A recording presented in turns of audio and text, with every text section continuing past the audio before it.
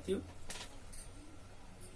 इसके पहले मेरे द्वारा जो वीडियो लेक्चर अपलोड किया गया था उसमें मैंने बताया था कि एक एजेंट के अपने मालिक के प्रति क्या अधिकार है।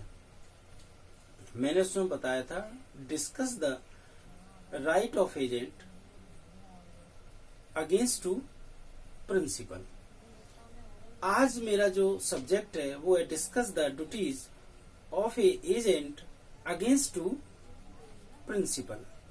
जहां मैंने ये बताया था कि एक अभिकर्ता के अपने मालिक के प्रति क्या अधिकार हैं, आज मेरे द्वारा ये बताया जा रहा है कि एक अभिकर्ता के अपने मालिक के प्रति जब कुछ अधिकार हैं तो डेफिनेटली कुछ कर्तव्य भी होंगे।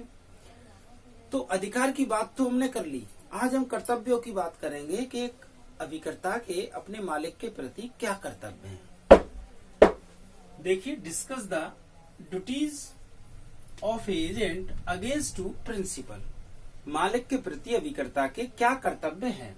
Number first, duty according to direction, यानी कि अभिकर्ता का जो कर्तव्य है वो मार्गदर्शन के अनुसार होगा। कैसे होगा, यानी ड्यूटी यानी कि कार्य प्रिंसिपल के मार्गदर्शन के अनुसार। Use the skills and diligence, एक अभिकर्ता को अपने उद्यम और कौशल का प्रयोग करना चाहिए। Not allowed to personal interest, अभिकर्ता को अपना स्वयं का लाभ नहीं देखना चाहिए। Not to make secret interest, उसे कुछ छिपा हुआ लाभ भी नहीं रखना चाहिए। Duty to pay to principal, अभिकर्ता का कर्तव्य है कि वह जो भी पैसा आए अपने मालिक को दे। ड्यूटी टू रेंडर अकाउंट, अभिकर्ता द्वारा सभी लेखे अपने मालिक को सौंपना चाहिए। कम्युनिकेट टू प्रिंसिपल, ऐसी प्रत्येक बात जो सारवान है, जो अहमियत रखती है, वो मालिक को बताना चाहिए। Not to delegated to right, अपने अधिकारों को किसी अन्य को प्रत्यायोजित नहीं करना चाहिए। Number first, duty according to direction. ध्यान रहे, अभिकर्ता का एक नितांत आवश्यक कर्तव्य है कि वह उसी कार्य को करे जिस कार्य को करने के लिए एजेंसी के मालिक यानी कि उसके प्रिंसिपल ने कहा है। जिस कार्य को करने के लिए प्रिंसिपल द्वारा कहा गया है उसी कार्य को अभिकर्ता द्वारा किया जाना चाहिए, किसी अन्य कार्य को या उसे बदलकर नहीं करना चाहिए। Use the skills and diligence, प्रत्येक अभिकर्ता को अपनी एजेंसी और मालिक के हित को ध्यान में रखकर, उसके लाभ को ध्यान में रखकर, उसकी उत्तर उन्नति को ध्यान में रखकर ऐसा कार्य करना चाहिए कि जिसमें वह अपना उद्यम और अपना कौशल लगाए, जिससे कि ज्यादा से ज्यादा लाभ उसकी एजेंसी को हो। Not to allowed to personal interest, अभिकर्ता को कभी भी अपना निजी स्वार्थ इसमें नहीं देखना चाहिए, निजी लाभ नहीं कमाना चाहिए। Duty to pay to principal, अभिकर्ता को जो भी लाभ मिले उस बिजनेस व्यापार से एजेंसी के मार्फत अन्य व्यक्तियों से जो भी लाभ, जो भी पैसा मिलता है, वो सभी पैसा अभिकर्ता की जिम्मेदारी है कि वो अपने मालिक यानी प्रिंसिपल को सौंप दे। ड्यूटी टू रेंडर अकाउंट,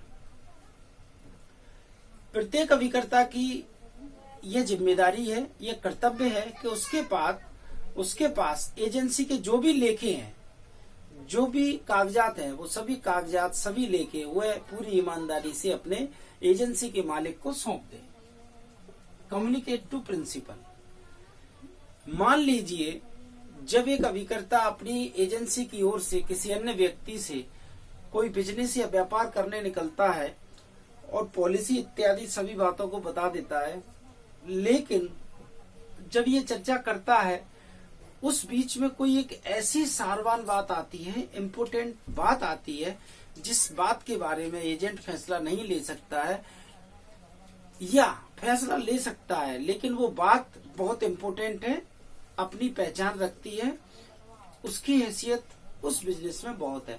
तो ऐसी कंडीशन में प्रत्येक एजेंट को ऐसी सारवान बात को अपने प्रिंसिपल को बता देना चाहिए और ये कह देना चाहिए कि देखिए इस व्यापार या इस बिजनेस में ये सारवान बात हमारे सामने आई है जिसे मेरी जिम्मेदारी थी कि मैं आपको बता दूं, इसलिए आपको बता रहा हूं।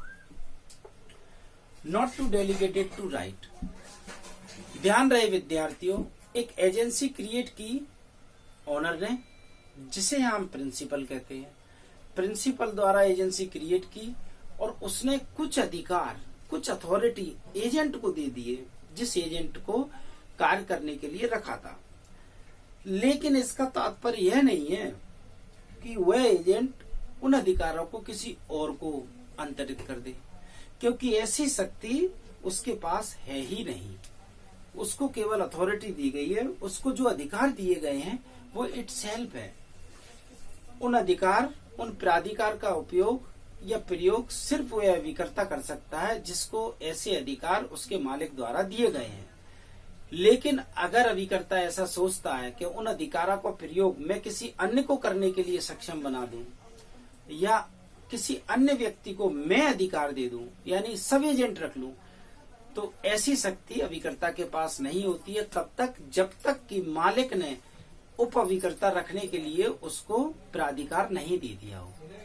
तो ध्यान रहे विद्यार्थियों, जब एक प्रिंसिपल एजेंट अपॉइंट करता है तो उस एजेंट को अगर ये पावर दे देता है कि तुम दूसरे किसी उप अभिकर्ता को रख सकते हो तो वो सब एजेंट अपॉइंट कर सकता है, अदरवाइज सब एजेंट अपॉइंट नहीं कर सकता। ध्यान रहे विद्यार्थियों, आज का मेरा वीडियो लेक्चर यहीं समाप्त होता है और आगे भी आपको मेरे वीडियो लेक्चर मिलते रहेंगे और मेरे द्वारा वीडियो लेक्चर अपलोड किए जाते रहेंगे।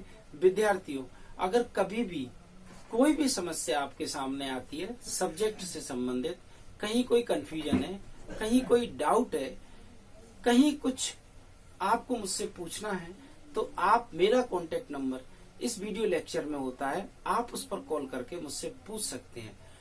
आपके डाउट, आपकी क्वेरीज, आपकी समस्याओं का सदैव मेरे यहाँ स्वागत है।